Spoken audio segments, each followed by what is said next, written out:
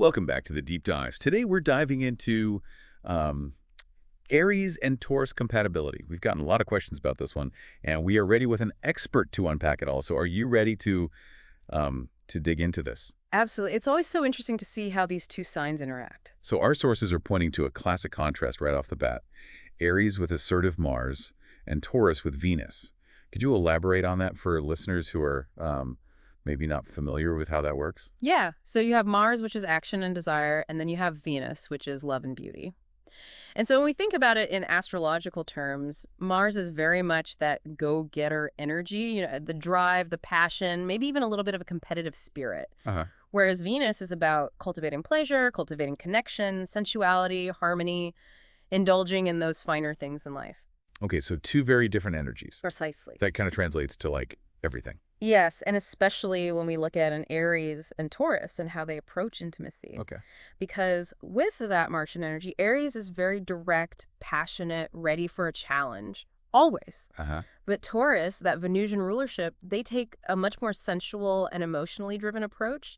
So intimacy for them is about fostering a deep connection and really savoring that experience, building up that slow burn.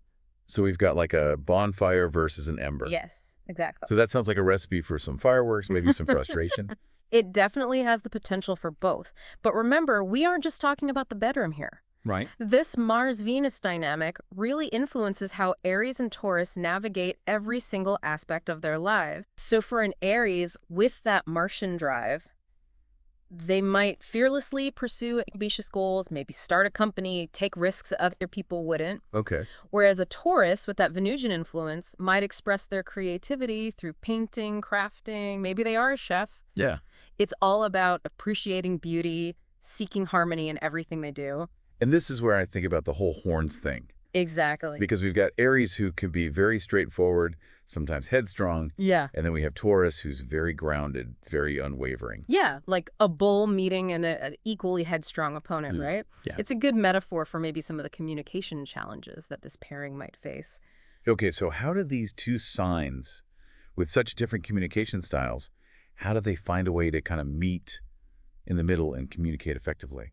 I think it requires a certain level of self-awareness from both partners. So while a Taurus might seem very unflappable on the surface, Right. they're actually very sensitive. Okay. So they need a partner who can approach disagreements with understanding, with tact, not just this need to win an argument. Right. And an Aries with their Martian directness, if they're not careful, they might just bulldoze right over a Taurus's feelings without even realizing it. Yeah, that makes sense. It's not that a Taurus can't handle intensity. They just Right, need to right. feel heard and understood. Exactly. And that's why setting those clear boundaries and practicing self-awareness is crucial for both partners. So we talked about communication styles, but what about like the lovey-dovey stuff?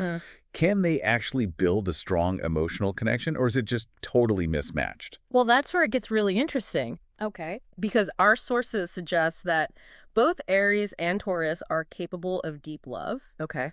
but their way of expressing it is like night and day. Okay, tell me more about that. What does that look like? So imagine an Aries completely smitten, right? They might shower their Taurus beloved with these really grand romantic gestures, like a weekend getaway, an extravagant gift, maybe even something like, Sight writing. skywriting, exactly. Okay. But while some people would love that, Right. a Taurus might not. Really? Yeah, they crave those smaller, more everyday acts of love.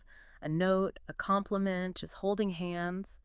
They find meaning in those subtler expressions of love. So less about fireworks, more about a warm fire. Exactly. And for an Aries, those quieter gestures from Taurus might leave them a little unsure.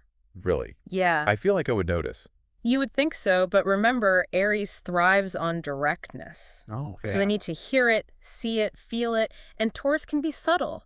So an Okay. Aries might wonder if that spark is still there. So it's like they're speaking totally different love languages. Exactly.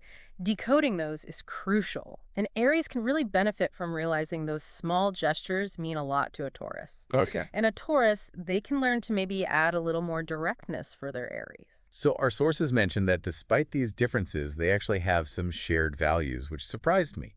They both crave security, emotional and material security, which I thought was interesting. That's right. They both want that stable, long-lasting love, even though they express it differently. Loyalty, honesty, that you and me against the world kind of feeling. So even though they express it differently, they're both looking for that lasting love. And that can really help them overcome those challenges that we've been talking about. But how they build that future, that's going to look different. Okay, how so? Well, an Aries might focus on financial success or climbing that career ladder to provide. And a Taurus would be more focused on creating a cozy home. Exactly. So it's about appreciating those differences. Their paths might be different, The but end goal is the same. the end goal is the same. You got it. Okay, so speaking of differences, this next one I think is a big one. Their energy levels. Ah, yes. The energetic Aries and the leisurely Taurus. Yes, because Aries is always on the go, always ready for that next adventure. Right. They thrive on excitement and novelty. Taurus prefers a slower pace. So how do they find a middle ground there? One's sprinting through life and the other one's taking a leisurely stroll. Compromise, understanding. It's not about changing who you are, but finding activities you can both enjoy. Okay, give me some examples. How would that work? Well, our source actually mentioned nature walks. Okay. Taurus loves being surrounded by nature. Yeah. And Aries gets that movement, that fresh air. It's a win-win. Exactly. Or maybe they explore a new city together. Taurus can handle the cultural stuff, and Aries can navigate the city. Yeah. Or even a cooking class. Taurus enjoys the art of it, and Aries enjoys that hands-on experience. So it's about communication and finding those shared experiences. Exactly. They both need to feel heard, respected, energized by the relationship, not held back by their differences. So we've covered the passion, the challenges, the love languages, but at the end of the day, are these two meant to be? Well, that is the question, isn't it? Right. And of course, like any good astrologer, our sources don't give us any easy answers. Because it's never that simple, is it? There's way more to it than just sun sign. Exactly. We have to consider their moon signs, their rising signs. It's a whole cosmic tapestry. And let's not forget about, like, actual human beings and their choices. Precisely. We can look at the astrology, but ultimately it's up to those two people to make it work. Now, one more thing from our sources that I wanted to touch on. They mentioned just enough humor being important for this pair. Yeah, laughter can be powerful. Right? Especially for these two, because if they take their differences too seriously, a little humor can really lighten things up. Totally. They say laughter's the best medicine. Right, and it can help them bond even when things are tough. So there you have it. Aries and Taurus compatibility. The passion, the potential pitfalls, and the importance of compromise. We like to give you the astrological perspective, but remember, it's a guide, not a rule book. So think about what resonated with you today.